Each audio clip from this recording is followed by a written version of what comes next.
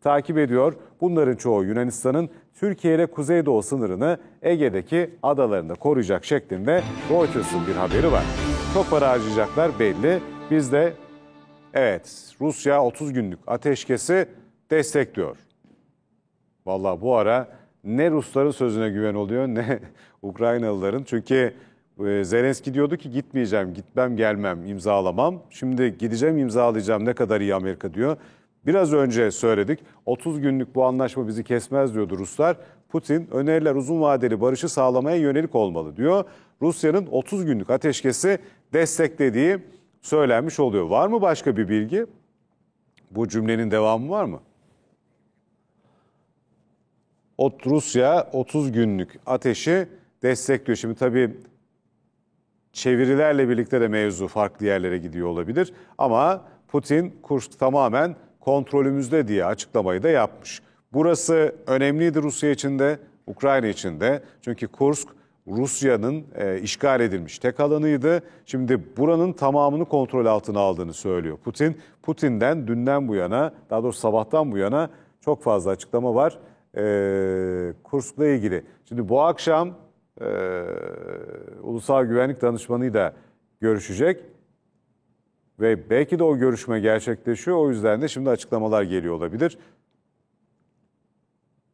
Kursk bizim kontrolümüzde, anlaşmayı kabul ettik diyorlar mı? Putin'in öyle bir cümlesi var mı? Putin şu anda basın toplantısı mı yapıyor? Evet, şu anda evet, tamam. Şimdi program oturdu. Bu akşam itibariyle zaten bu Lukashenko ile görüşmenin ardından Ulusal Güvenlik Danışmanı'yla Putin'in görüşeceğini biliyorduk. Şimdi bu görüşme yapılıyor. Bu görüşmede de Putin Kursk tamamen kontrolümüzde diyor. Rusya-Ukrayna çatışmasına ilgisini sebebiyle Amerikan Başkanı Donald Trump'a teşekkür etmiş. Bunu da söyleyelim. Aynı zamanda da yine Rusya Devlet Başkanı Vladimir Putin, Ukrayna için 30 günlük ateşe ulaşmak iyi olacak şeklinde bir ifadesi var. Tamam, şimdi dediğim gibi çeviri mevzunda sıkıntı olabilir. Haberi geçen kaynak bir düzeltme yaparak tekrar etmiş mevzuyu. O da şu, Rusya Devlet Başkanı Vladimir Putin diyor ki iyi olur ama bir bakmamız lazım. Bir daha söylesene Selçuk tam cümleyi. Ateşkesten yanayız ama arada demek ki henüz sıkıntılı olan bazı nüanslar var şeklinde ifadeleri geçmiş.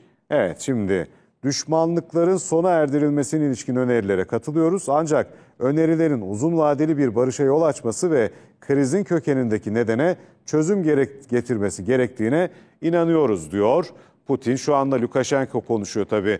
Putin'i de tam denk getirip göremedik bu anlamda. Putin, Trump'ı Ukrayna'daki çözüme gösterdiği ilgiden dolayı teşekkür etmiş. Ateşkesten yanayız ama nüanslar var demiş. Bunu da söyleyelim. Şimdi Lukashenko ile görüşmeyi tamamladı. Açıklama yapılıyor. Evet, şimdi artık banttan devamı geliyor, onu da söyleyelim. Ama önemli, şimdi ateşkesten yanayız, nüanslar var demiş. Yavaş yavaş herhalde gidiyorlar mevzuya ama Rusya, biraz önceki cümleme bir düzeltme yapabilirim. Çünkü ajans düzeltmesini yaptı. Rusya tam kabul etmiş değil mevzuyu. Çünkü onlar uzun vadeli istiyor. Bir ay eğer ateşkes olursa bu sadece Ukrayna'nın toparlanmasını sağlar, bir işe yaramaz diyor. Aşağı yukarı benzer açıklama istiyor. Ateşkes istiyoruz, barış olsun istiyoruz. Tamam, ateşkes de olabilir ama arada nüanslar var demişler. Bakalım biraz daha zaman geçince büyük bir ihtimalle bu akşam itibariyle Ulusal Güvenlik Danışmanı'yla görüşmeleri Amerikan tarafının da açıklamalar yapmasına neden olacaktır. Onları da göreceğiz. Evet, ateşkes olacak mı olmayacak mı Rusya ile Ukrayna arasında bunlar konuşuluyor, tartışılıyor. Biraz önce son dakika bilgisini aktardık. Rusya lideri Vladimir Putin Belarus lideri Lukashenko ile şu anda kameralar karşısında onlar görüşme gerçekleştirdiler. Şimdi de soruları yanıtlıyorlar. Putin dedi ki ateşkese olumlu yaklaşıyoruz ama bazı nüanslar var, anlaşılamayan noktalar var. Uzun süreli bir ateşkes istiyorlar, onu biliyoruz.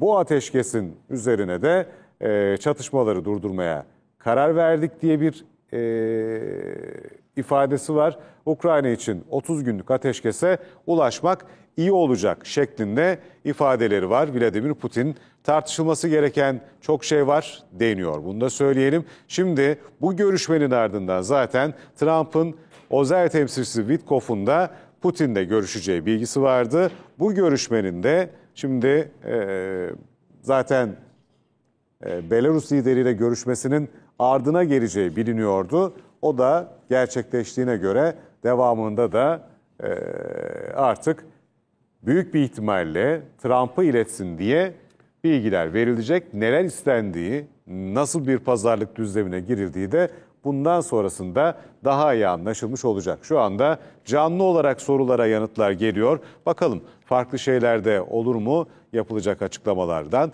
onları göreceğiz.